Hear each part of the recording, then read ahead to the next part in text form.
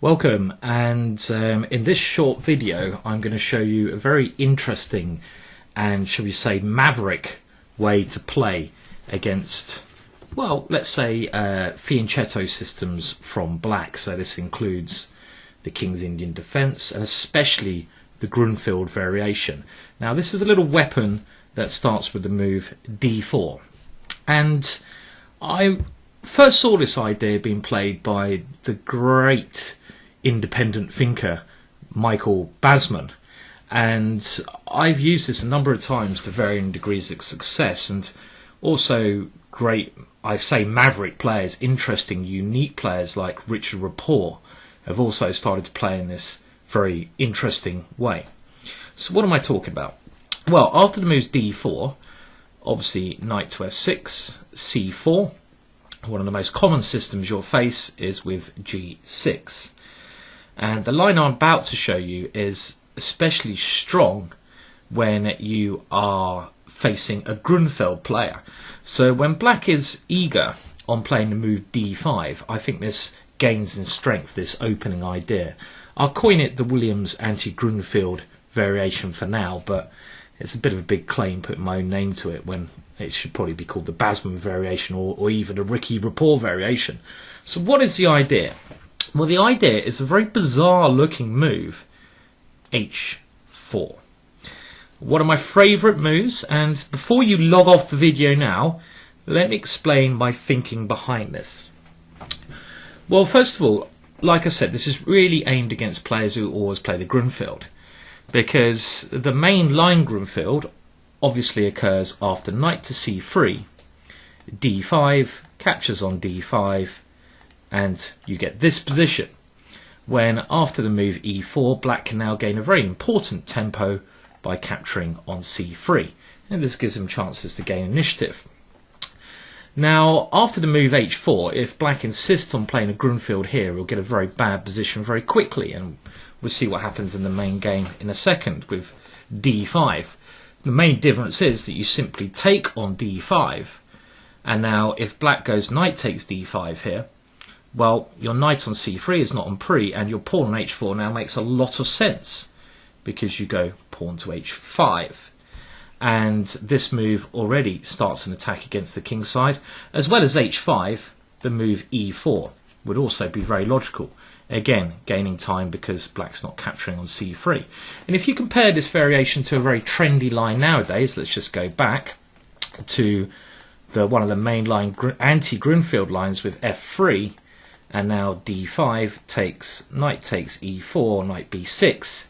I think it's clear to see I'd rather have a pawn on h4 than a pawn on f3, because if we just go back to this variation after d5 takes, knight takes, much more useful having a pawn on h4 because it's going to go to h5, starting an immediate attack. So that's one of the main ideas behind this very bizarre h4 move. Now I used to play knight to c3 here, and then only after the move d5 play h4. But what is the difference between this line and the line I'm recommending? Well, the main difference is that after h4 here, black has a very good reply, and that is c5. This has put me off playing this line for white, and the variation we're going to play by playing h4 a move earlier avoids this variation. For example, after c5, we won't go into this, but black gets a very easy game.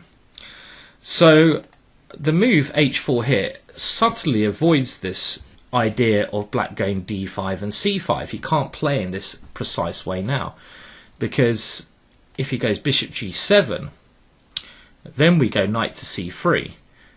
If he insists on playing the Grünfeld with d5 now, things are different because we can immediately go h5, and black hasn't had time to play the c5 break, so we avoid this dangerous variation. When one of the main lines here after this h5 move is black takes on h5 with his knight, and now we take on d5, and after c6 where black tries to gain counterplay against the centre, we stop all the counterplay, we don't win a pawn, instead we sacrifice a pawn with e4. And this has the excellent idea that after pawn takes d5, we go e5. and we're already doing very well here with g4 threatening to trap the knight. Black is forced to give that knight a square, bishop to f8, g4, knight here, and bishop g2. And after bishop to e6, defending this pawn, I would suggest a move like knight to h3, coming in to annoy that bishop. And you have very big initiative here. Look at the pieces on the king's side. The bishop and the knight have nowhere they can move to. So this is a very dangerous line for black. So again, this is the subtle ideas behind this h4 move. And I think hopefully now, as I've proven it, black can't really go for a Grünfeld kind of setup here, because if he does, he gets in a lot of trouble. So what else can black play? Well, he can either try a Benko setup or a King's Indian defense setup. So let's just have a look at these. Now, I do think the Benko setup with c5 is clearly one of black's best ways of playing. He's basically kind of saying, well, I don't believe your h4 move fits in very well with this. And I think the position, this is a very good reply, I have to say. And then you should continue normally d5, b5, and here there's a number of options you can play. But pawn to h5 is a very interesting way to play here, keeping in the spirit of the opening. And if knight takes h5, we continue pawn takes b5, and after a6, now e4. And this is one move you can't always do in the Benko, because black has knight takes e4, but we've diverted that knight away in this position, and this leads to unbalanced play. I expect black is fine here, but it's a unique position where you have play on the h-file hopefully later on. So this is the way I'd recommend you play against this variation. So c5 a good reply.